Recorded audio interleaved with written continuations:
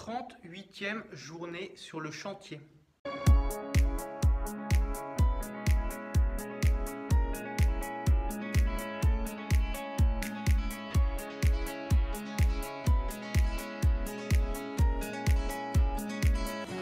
Alors, 38e journée, pour moi, en fait, c'est 2 demi-journées. Et parce qu'en fait, tu vois, ce que je fais actuellement, c'est démonter le plancher, enlever le sable.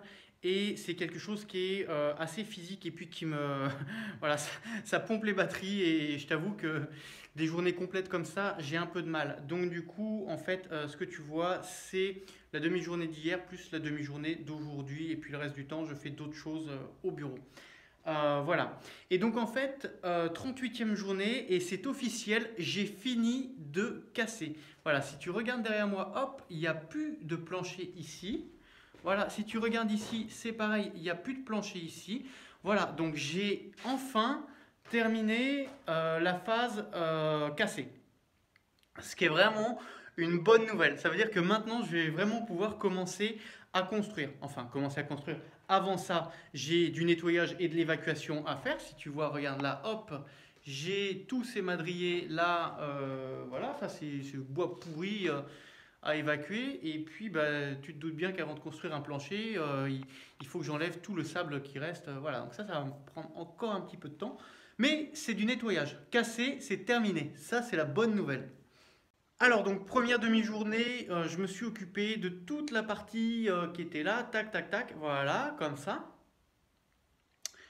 Donc démonter le plancher, évacuer ça dehors, faire un tas de bois. La petite partie là, tout ça, mettre ça dans la voiture pour emmener ça au centre de tri. Et puis les madriers, les déplacer. Et puis aussi évacuer tout le sable dehors pour le remettre sur mon Delta MS. Donc tu vois, c'est quand même...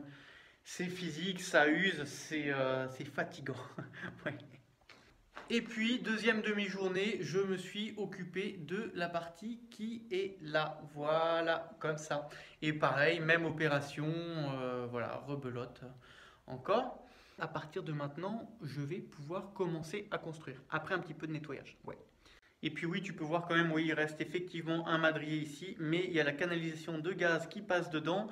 Et puis, du coup, il soutient également la canalisation de gaz. Donc celui-là, j'y touche pas pour le moment.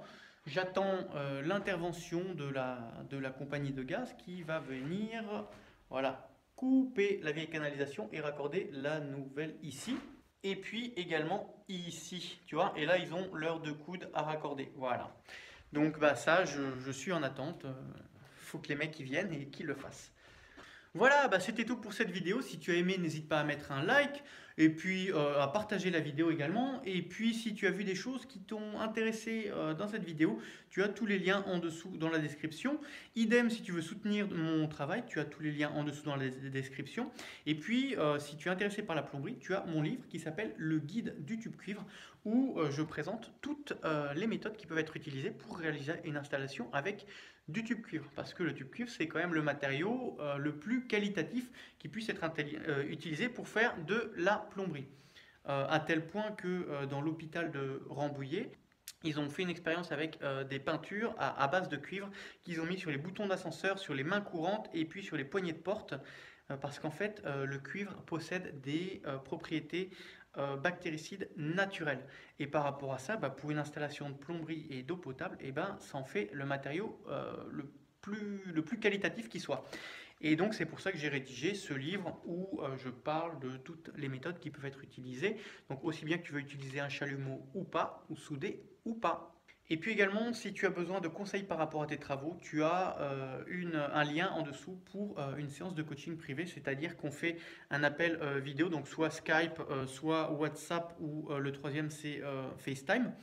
Et puis, en fait, par rapport à ça, on fait un point par rapport à ton chantier. Tu peux me montrer des zones qui sont problématiques et puis je peux t'aider à trouver des solutions.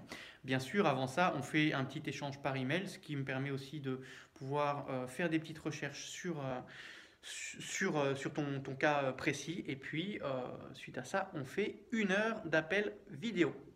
Voilà, c'est également possible. Tu as le lien en dessous dans la description.